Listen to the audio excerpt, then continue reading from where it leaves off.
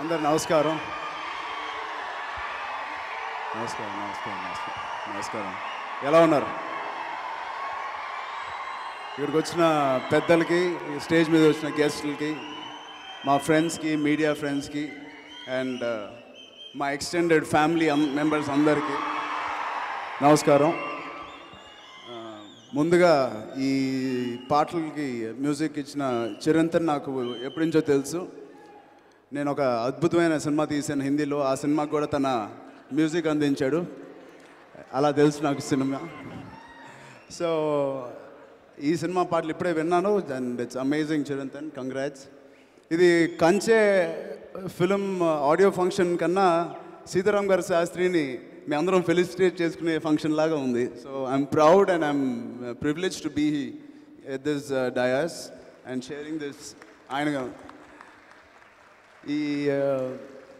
ఈ ఫంక్షన్కి రావడం ఎంత బాగుందో, ఆయనతో పాటు ఇలా నుంచోవడం అనేది ఇంకా గర్వంగా అనిపిస్తుంది. థ్యాంక్ యూ శాస్త్రి గారు, మాకు అలాంటి అవకాశం ఇచ్చినందుకు.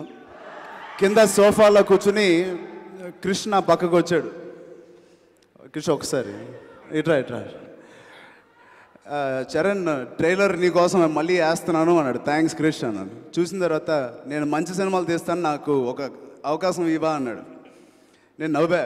క్రిష్, నాకు తెలిసి నేను ఇవాళ ఉన్న పెద్ద డైరెక్టర్స్ ఎవరైతే ఉన్నారో and upcoming directors, star directors అవ్వబోతున్న వంశీ పైడిపల్లి, రాజమౌళి, వినయ్ గారు, నాకు గుర్తుండి వీళ్ళని ఎప్పుడు నేను వెళ్ళి వినయ్ గారు లేదా రాజమౌళి గారు ఒక సినిమా మీతో చేయాలని నేను ఎప్పుడు అడగలేదు వీళ్ళతో. నేను అడిగిన ఏకైక డైరెక్టరు 5 సంవత్సరాల నుంచి అడుగుతున్నాను, అది క్రిష్. ఎప్పటి నుంచి క్రిష్, ఎప్పటి నుంచి అడుగుతున్నాను నేను? అదో 4 years. 4 years అంటే ఇప్పుడు ఆ కథ చెప్పట్లేదు కదా? ఆ కథ చెప్తున్నాను. సో ఇతనే మాకు ఎప్పటి నుంచో తెలుసు. తన సినిమాలు రాకముందు, నేను సినిమాలు రాకముందు మంచి ఫ్రెండ్స్ మేము. సో నేను, మన రాఘవేందర్ గారు అబ్బాయి ప్రకాష్, రానా, అందరం ఒక బ్యాచ్ అన్నమాట. సో ఒకరోజు తన ఏదో కథ ఉంది చరణ్ అని చెప్తే ఇంటికి రమ్మన్నాను. వచ్చాడు, మంచి కథ చెప్పాడు, సూపర్ స్టోరీ, అదిరిపోయింది. 3 క్యారెక్టర్స్ అవేవో చెప్పాడు. రేపు వచ్చి సెకండ్ హాఫ్ చెప్తాను అన్నాడు. సరే అన్నాడు. అంతే, రాలేదు. మళ్ళీ 4 months తర్వాత మా టీవీ అవార్డ్స్ ఎక్కడో కలిసా. ఏంటి క్రిష్ అంటే, అది ఇప్పుడే వస్తానని చెప్పి అవార్డ్స్ నుంచి కూడా వెళ్ళిపోయాడు. కాదు, ఆ సబ్జెక్ట్కి నేను సెట్ అవనేమో అని అనుకున్నాడా, నేను సరిపోను అని చెప్పి వరుణ్తో తీసేవా కదా ఇప్పుడు నాకు తెలీదు. కాదా, గొప్ప కథ రాసుకొస్తాను. ఆ కథ, అదే కథ కానీ వరుణ్తో తీసుంటే నువ్వు అయిపోతావు. Okay. So beautiful visuals Krish, amazing.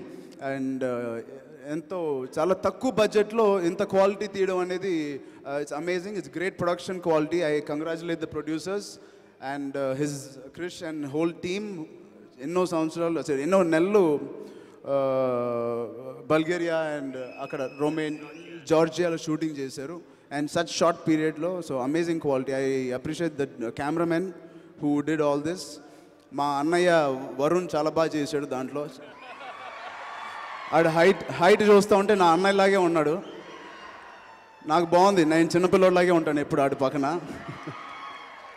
So మా అన్నయ్య వరుణ్ చాలా చాలా అందంగా, మా ఫ్యామిలీలో మోస్ట్ అందగాడే కాదు, ఈ సినిమా తర్వాత మోస్ట్ గట్స్ ఉన్న యాక్టర్ కూడా అని చెప్పాలి. క్రిష్ లాంటి సినిమా సెకండ్ ఫిల్మ్కే చేశాడంటే నిజంగా గట్స్ ఉంది వరుణ్కి.